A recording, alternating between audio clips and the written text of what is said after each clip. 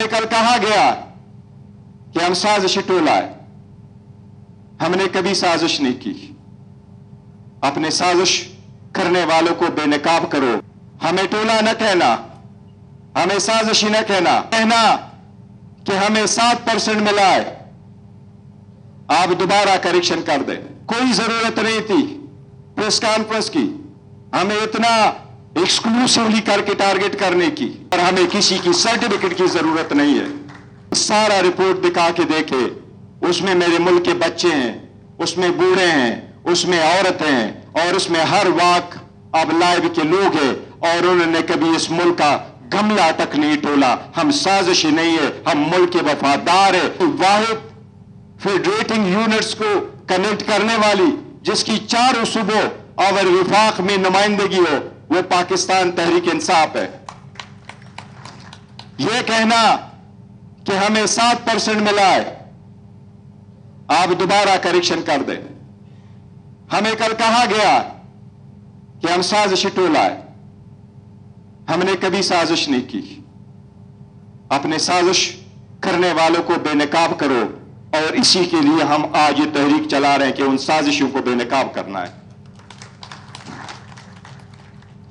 हमें टोला न कहना, हमें साजिशी न कहना। अब आपको अच्छा एक्चुअल फिगर देता हूं। हुकूमत खत्म होने के बाद मिलियन लोग निकले, इमरान खान साहब के सपोर्ट में निकले, इस नजरिए के सपोर्ट में लिखने, आईन और कानून और इंसाफ की बालादस्ती के लिए निकले। हमने 60 से ज्यादा पाकिस्तानी तारीख के सबसे बड़े जलसे किए।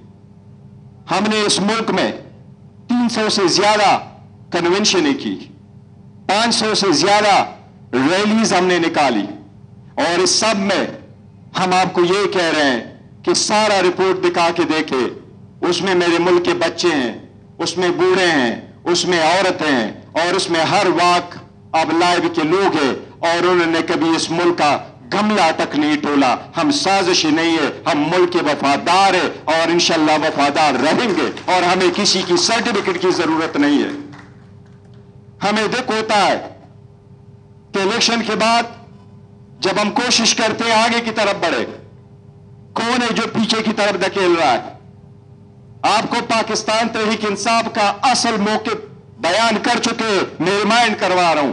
मैं 9 पे कोई जरूरत नहीं थी प्रेस कॉन्फ्रेंस की, हमें इतना एक्सक्लूसिवली करके टारगेट करने की। इजहार करूंगा कि जो टॉपिक आज रखा गया है, तहफ़्फ़ुज़ आईन पाकिस्तान, आज ये सबसे इंपॉर्टेंट मौजू है, क्योंकि जब भी तहरीकें चला करती थी तो उन दिनों में चला करती थी जब मुल्क में मार्शल लॉ हुआ करता था और आईन करता था।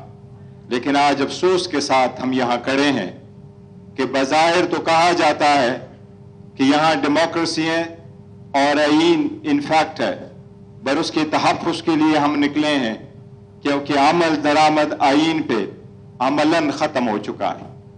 पूरी दुनिया की तारीख उठा के देखें, सारी दुनिया कहती है रवंडा तो एक अलग है, क्यों सेंट्रल हुकूमत खत्म हो गई थी या आईन न होने की वजह से। सदाम हुसैन भी एक मर्तबा ऐसा किया करता था, जब भी इलेक्शन करवाता था 99% वोट लिया करता था। आज से 2001 में जब अर्जेंटीना बैंकरप्ट हुआ तो दुनिया इस बात पे फिक्रमंद थी कि 100 साल पहले जो दुनिया का छठा अमीर तरीन मुल्क हुआ करता था, वो बैंकरप्ट क्यों हुआ। अमेरिकन कांग्रेस ने सुप्रीम कोर्ट के जजेस को बुलाया, और सुप्रीम कोर्ट कांग्रेस में सुप्रीम कोर्ट के जजेस को बुलाया जाता है कमेटी में। जस्टिस कैनेडी को बुलाया, कंपैरिजन करवाया दुनिया के आईनों का कि तहफ़्फ़ुज़ क्यों जरूरी है, आईन में क्या तरामीम की जाए। आप इसकी इंटरप्रिटेशन करते हैं तो हम क्या स्टेप ले ले। तो जस्टिस कैनेडी ने, मैं सबको रिकमेंड करूंगा जस्टिस कैनेडी का वो बिफोर द कांग्रेस कमेटी वो स्पीच जरूर देख लीजिएगा।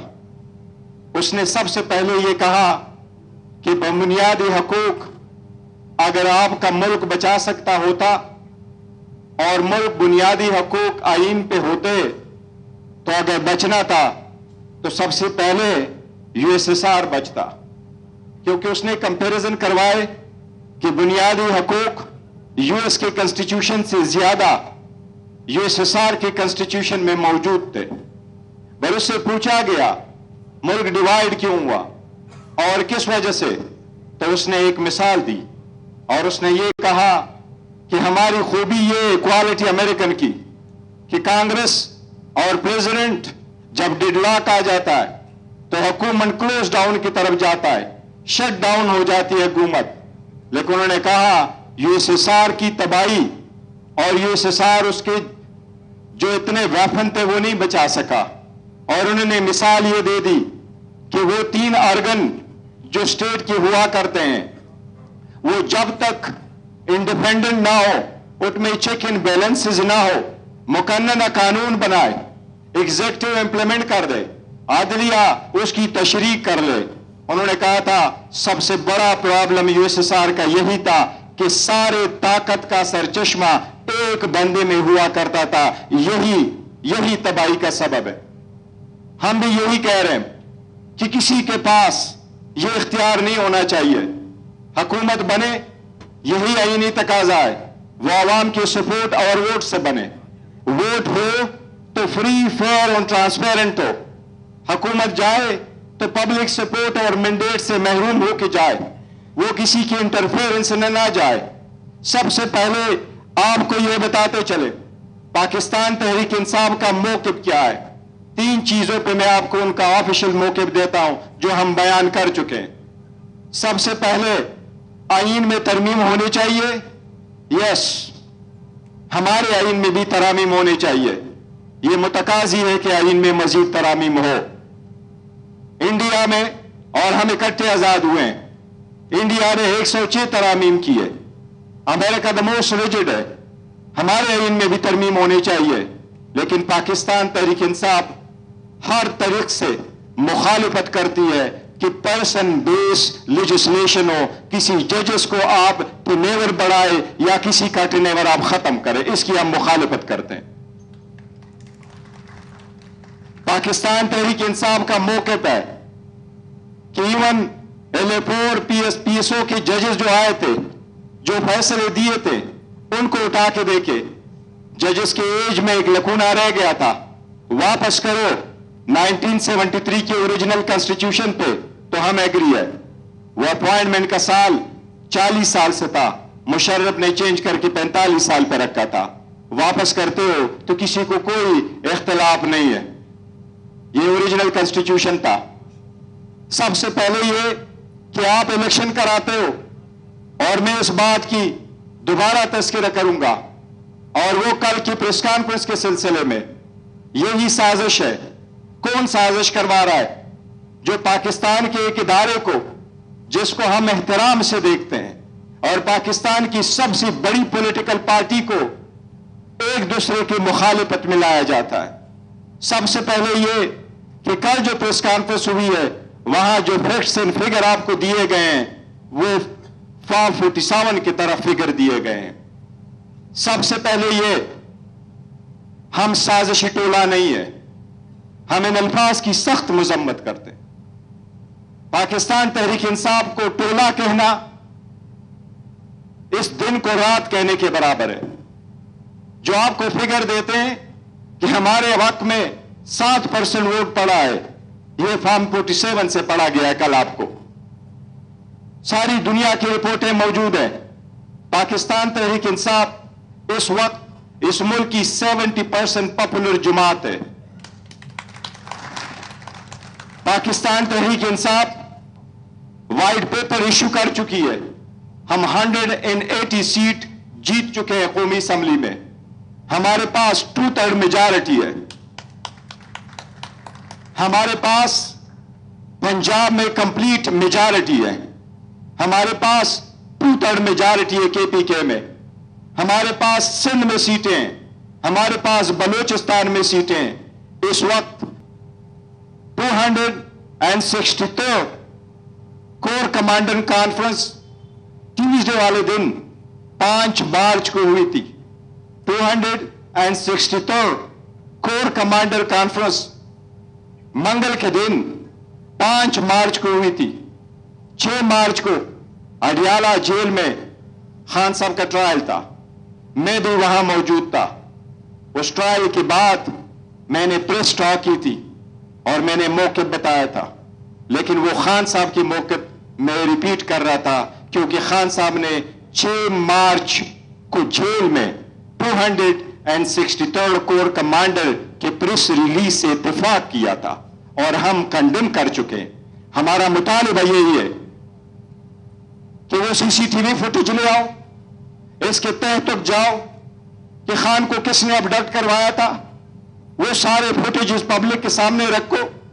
उन लोगों पे हम कब के 25 मई को हमारी पिटीशन पड़ी है, यही खान साहब ने जेल के अंदर कहा था, आपको रिमाइंड करवा रहा हूं, वो दोबारा गूगल करके देख ले। यही हमारा ऑफिशियली स्टेटमेंट है। हमने कहा हमारी पिटीशन सुप्रीम कोर्ट में है और कहां जाए। हम यही कह रहे हैं आप कमीशन बनाए। क्या पहले कमीशन नहीं बने थे? क्या मुर्तजा भुट्टो की जो डेथ हुई थी उसके लिए सर्विंग जजेस की चीफ जस्टिस पे मुश्तमिल कमीशन नहीं बनी थी? हमारे भी तो 16 शहदा हुए। हर मर्तबा यही कोशिश कि हम प्रेस कॉन्फ्रेंस करें, आपकी प्रेस कॉन्फ्रेंस करें, लेकिन हमें अटैक करते हो। 70% अवाम के मुंतखब नुमाइंदे होते हुए पार्लियामान में आगे बोलने की कोशिश करते हैं, आगे बढ़ने की कोशिश करते हैं, आवाज छुपाया जाता है। जिस तरह उमर साहब ने कहा टाइम मांगे तो पॉइंट ऑफ ऑर्डर पे टाइम नहीं देते, बात करो तो उसको म्यूट कराओ, सिर्फ इसलिए कि कौम की खातिर आवाज उठाते। खान साहब बात है, मुल्क भी हमारा है, फौज भी हमारी है और इंशाअल्लाह रहेगी। कौन है जो इसमें तफरका डाल रहा है? मैंने आपको याद करवाया अपने ऑफिशियल स्टेटमेंट, इसलिए कल का दिया गया फिगर और इल्जामात जो लगाए गए हैं दोबारा, हम उन सारे इल्जामात को यकसर मुस्तरद करते हैं। और जिसने भी हमें इंतशारी टोला कहा, हम उनसे भी माफी के तलबगार हैं और हम मुतालिबा करते माफी आप मांगो इस अल्फाज पे। हम जान का नजराना देके आपका दिफा करेंगे, आपकी सर्विसेज हमें जान से अजीज है, लेकिन हमारे भी हकूक है। यही अल्फाज खान साहब ने 6 मार्च 2024 को अडियाला जेल में इस सारे मीडिया के सामने दोहराए थे और मैंने यही अल्फाज बाहर आकर के मीडिया को प्रेस टॉक में दोबारा दिए थे। एक बात मैं सिर्फ यह कहता हूं और यह अफसोस का बात है जो मैं करने जा रहा हूं, अगर इंतशार पैदा होगा तो इंतशार में किसका पैदा होगा? आखिर में सिर्फ ये एक शेयर करता हूं, मैंने कभी शेयर कोई पढ़े नहीं है, लेकिन बात दिल पे लगते हैं। कोशिश करते हैं कि मुल्क में अमन हो, मुल्क आगे की तरफ बढ़े। हमने IMF को जिस तरीके से कल बताया गया, हमने IMF को कोई लेटर नहीं लिखा जिसमें हमने ये कहा हो कि पाकिस्तान की इमदाद बंद करें। हमने IMF को कोई लेटर नहीं लिखा जिसमें हमने ये कहा हो कि पाकिस्तान की इमदाद को कम करें। हमने उनको रिमाइंड कराया था कि free, fair and transparent election कराना आपने एक्सेप्ट कर दिया था और हम उनको यही कह रहे कि हुकूमत ने तो हमें ऑन बोर्ड नहीं लिया। जो हम पार्लियामेंट में कहते रहे कि इजराइल और ईरान के स्टैंड अप पे वजीर खारिजा ने इत्मीनान में नहीं लिया पार्लियामान को, सऊदी वक्त आने के बाद पार्लियामान को इत्मीनान में नहीं लिया गया। इसी तरीके से हम ये पॉइंट्स उठाते चले आ रहे। मैं एक बार फिर कहूंगा कि कोई साजिश है, करवाने वाले कौन है?